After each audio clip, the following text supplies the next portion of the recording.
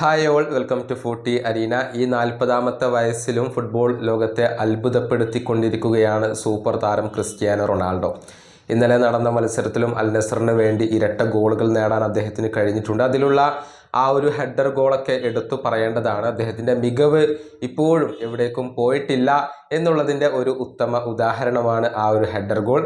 എന്നാൽ ഈയിടെ ഒരു വലിയ അഭിമുഖം ക്രിസ്ത്യാനോ റൊണാൾഡോ പുതുതായി കൊണ്ട് നൽകിയിരുന്നു. ഒരുപാട് കാര്യങ്ങളെക്കുറിച്ച് അദ്ദേഹം സംസാരിച്ചിട്ടുണ്ട്.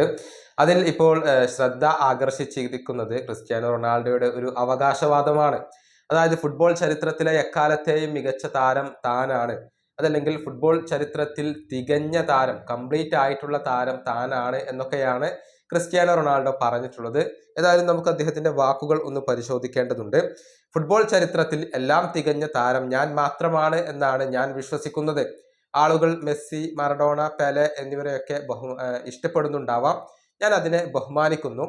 പക്ഷെ ഞാനാണ് കംപ്ലീറ്റ് പ്ലെയർ. ഫുട്ബോൾ ചരിത്രത്തിലെ ഏറ്റവും മികച്ച താരം ഞാനാണ്.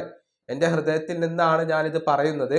എന്നേക്കാൾ മികച്ച ഒരു താരത്തെ ഞാൻ ഫുട്ബോൾ ചരിത്രത്തിൽ കണ്ടിട്ടില്ല.